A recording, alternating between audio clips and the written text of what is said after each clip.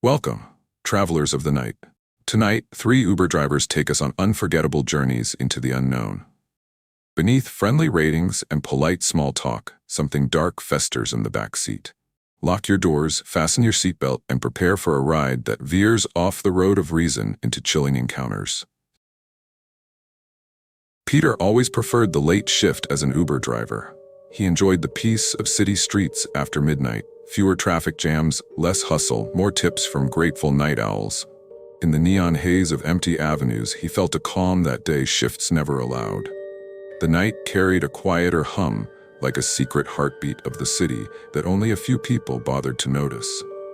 One Friday, a steady drizzle misted the windshield as Peter navigated side streets. The app pinged with a request from a neighborhood rumored to be haunted, a place called Willow Glen. He shrugged off the local gossip and accepted the ride. The house looked ordinary enough from the outside. Porch light glowing, a trimmed lawn glossy with rain. Peter pulled up, verifying the name on his phone. Client, Melissa. He waited, engine idling. Moments later, a young woman emerged from the shadows, her hood pulled low. Her posture seemed tense, her steps halting as though she feared slipping on the wet sidewalk. She offered a quiet greeting and slid into the back seat. Immediately, Peter felt the temperature drop. Though the heater was on, he chalked it up to the damp weather. She directed him to Hollow Creek Apartments, a complex across town. Her voice was barely above a whisper. Peter tried to initiate conversation, offering typical chit-chat about the weather or how late it was, but she responded with simple nods or murmurs. He noticed her clutching a small black notebook. Whenever he glanced in the rearview mirror, she was looking down, face obscured by the hood. The journey stretched longer than expected. Street closures forced detours onto narrower roads, each illuminated by feeble streetlights. Rain intensified, pounding on the windshield. Peter felt the tension building. There was a subtle crackle in the air, like static on an old radio. He flicked on the car stereo for background noise, but a wave of static hissed before any station could tune in. Halfway to the destination, he heard a whisper from the back seat. At first, he thought his passenger was speaking to him, so he asked her to repeat. She denied saying anything. A minute later, he heard it again, faint and breathy, like someone trying to form words without fully voicing them. The hair on his neck prickled. He glanced in the mirror. The passenger remained still. Her hood still covered half her face. The small black notebook rested on her lap, but the pages seemed to shuffle as though stirred by a breeze. Peter cleared his throat, blaming his imagination for the strange sounds.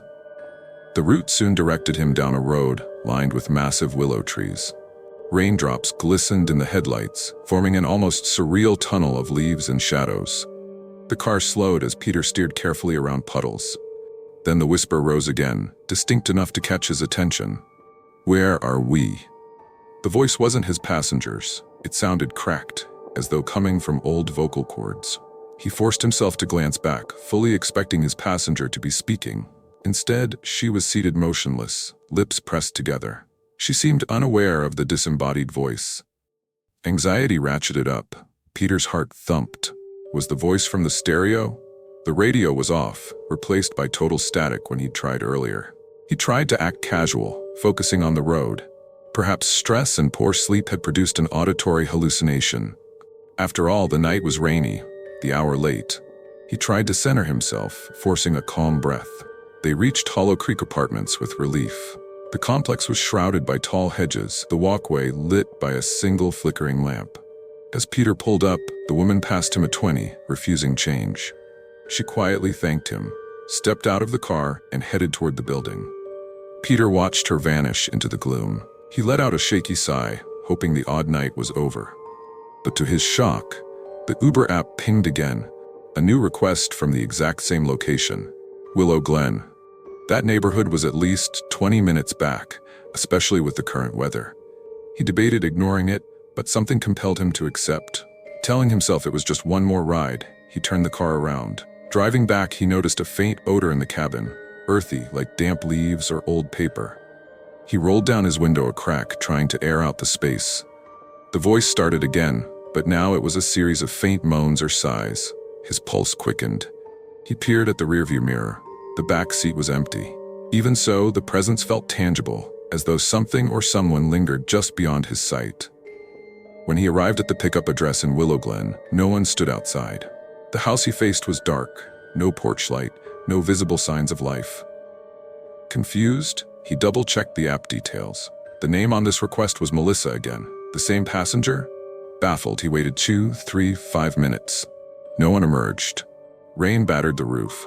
The yard was overgrown, unkempt. Anxiety prickled his skin as he realized the windows of the house were boarded up. This place looked abandoned. The whisper returned, clearer now. "I never left." It sent a chill down his spine. Heart pounding, he turned in his seat, scanning the interior. In the faint glow of the overhead light, he saw something impossible. Water droplets trickled from the middle of the back seat, slowly forming a small puddle on the fabric. The seatbelt seemed to shift of its own accord, tightening as if drawn by an invisible hand. Suddenly, he felt a presence leaning forward, close enough that he expected to see a face in his mirror. The voice whispered directly into his ear, "Where are we?" Panicking, Peter slammed the car into drive, speeding away from the property. He didn't care about canceling the ride or any potential rating. The only thought in his head was to escape. Yet, as he raced away, the sense of a shadow behind him never diminished. He refused to glance back, convinced he would see a figure leaning over his shoulder if he did. At last, he pulled into a well-lit gas station. Heart pounding, he jumped out, slamming the door. A drenched teenage clerk stared at him in confusion. Peter steadied himself, forcing deep breaths. Peering through the window, he saw only an empty back seat. No puddles, no shifting seatbelt. When he finally dared open the back door to inspect, the seat was dry, though it still smelled faintly like damp leaves. Peter ended his shift right then, ignoring any further requests, phone beeping with canceled ride notifications. Returning home, he scrubbed his car's interior the next day, but the scent of old paper lingered for weeks. He never again picked up a passenger from Willow Glen or accepted a request for a drop-off at Hollow Creek Apartments. Occasionally, he'd dream of a hooded figure in the back seat, black notebook open, whispering incomplete questions into the silent night. Though no rational explanation offered itself, Peter remained haunted by the possibility that he'd ferried more than one presence that evening, perhaps an echo of someone who never made it home. Or maybe a restless spirit drawn by the sorrow etched into the deserted house. The next time he worked a late shift, he kept the overhead light blazing and classical music playing at high volume, determined to block out any phantom voices. Yet on especially rainy nights, he swore he could still hear the faint question from behind. "Where are we?"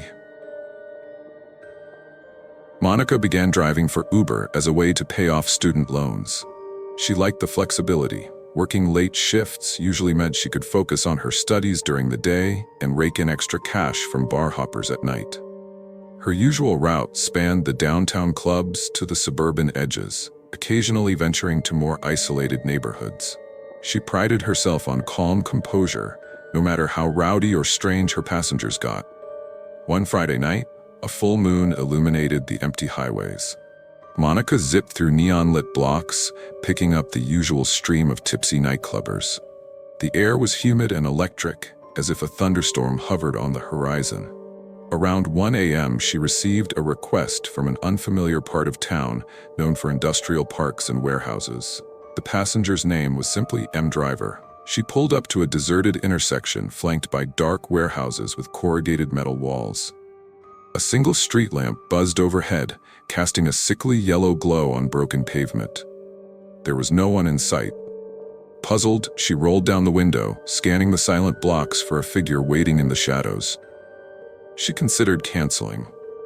Just then, a tall man appeared from behind a shipping container, stepping into the street lamp's glow. He wore a heavy coat despite the warm weather. With a slow, deliberate gait, he approached the car and slid into the back seat. His face was partially cast in shadow, but Monica noted angular features and pale skin.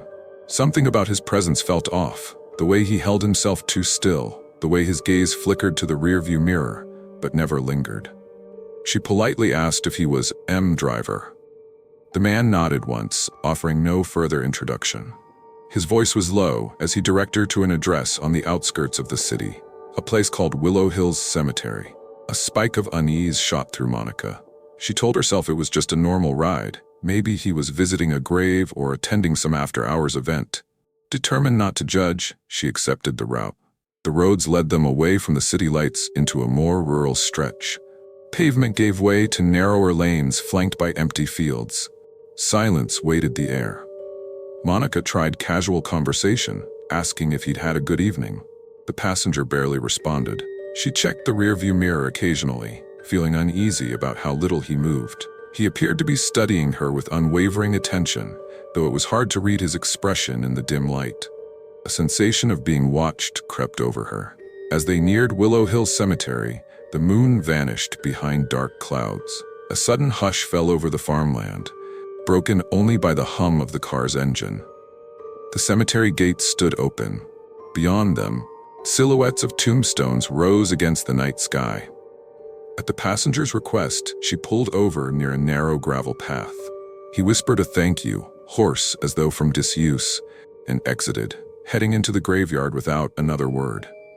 Monica watched him recede among the headstones, coat trailing behind him like a tattered cloak.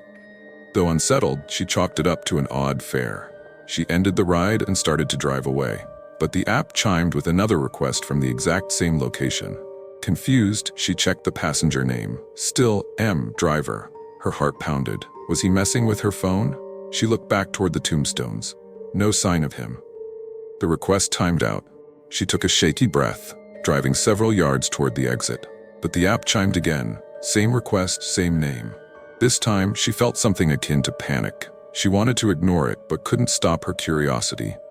Against her better judgment, she accepted. Pulling back into the cemetery's gravel path, she idled near a small chapel by the entrance. Night bugs flitted in the beams of her headlights. A figure stepped from behind the chapel, tall, coat flapping in the breeze. She recognized him immediately as the man from before. He approached the car, face partially illuminated now, hollow cheeks, eyes ringed with shadow, lips unnervingly colorless.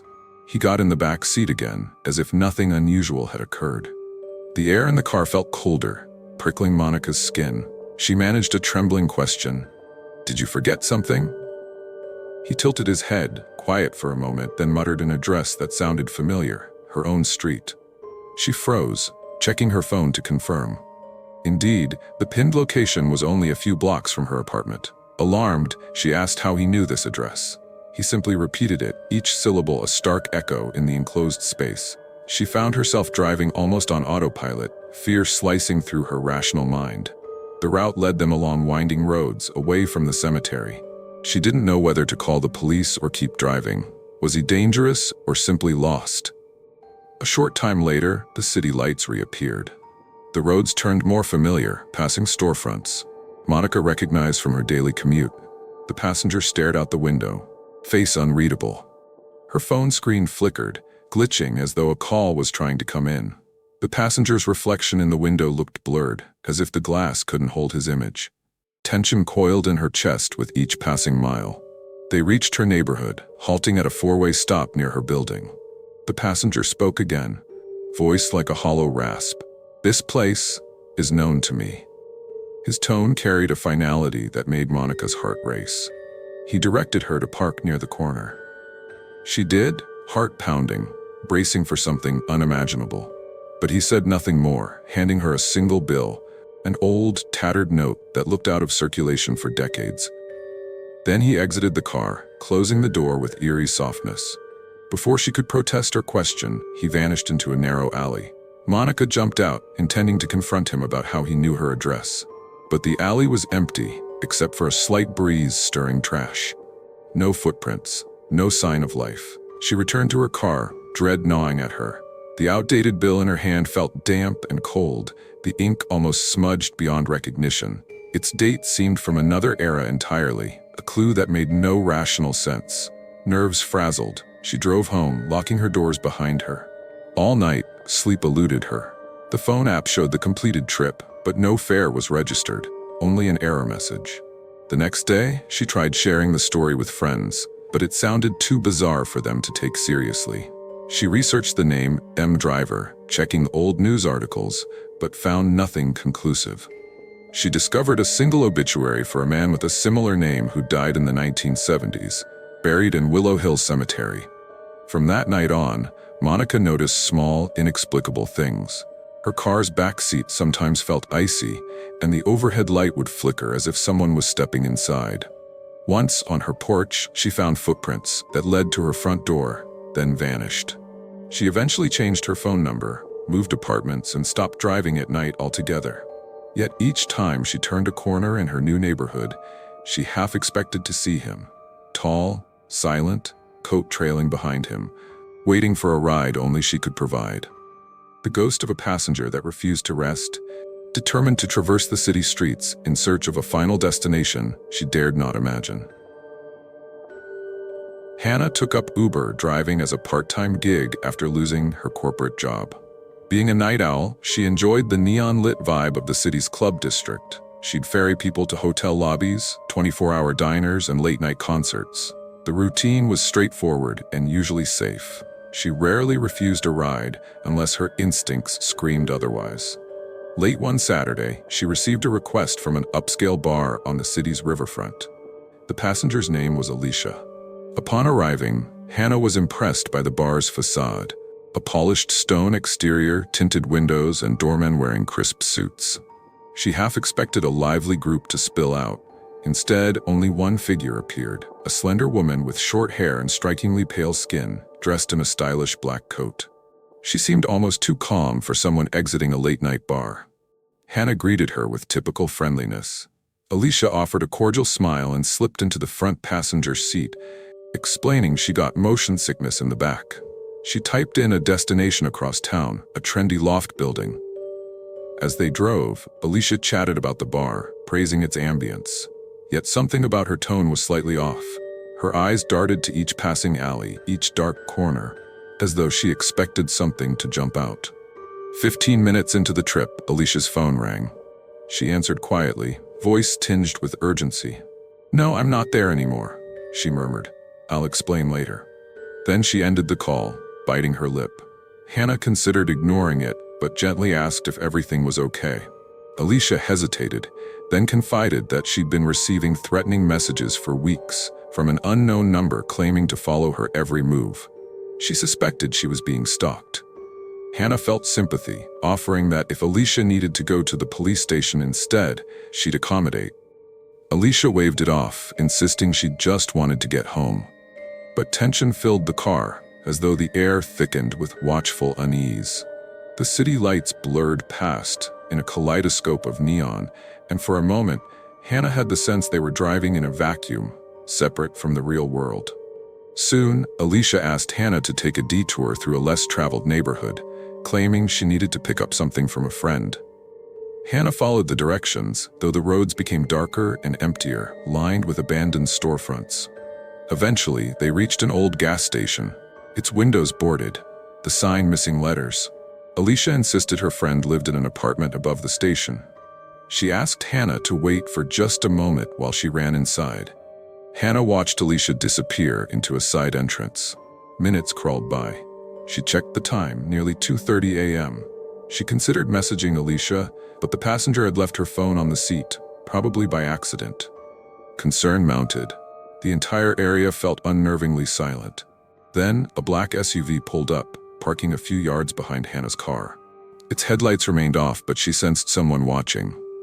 A swirl of unease spiked her adrenaline. She debated driving off, but felt responsible for Alicia's safety. The SUV's driver door opened, and a tall figure stepped out, lingering near the vehicle. No courtesy lights revealed a face or license plate. Hannah's pulse raced. She looked to the entrance where Alicia had gone, hoping she'd return soon. The figure moved closer. Steps measured. They stood about 20 feet from Hannah's car, staring. Suddenly, Alicia burst from the doorway, sprinting toward the car. She yanked the passenger door open and lunged inside, slamming it shut. "Go," she yelled, voice trembling. Hannah didn't hesitate, throwing the car into gear. As they sped away, she glimpsed the tall figure running back to the SUV, headlights flaring to life. A chase began through deserted streets.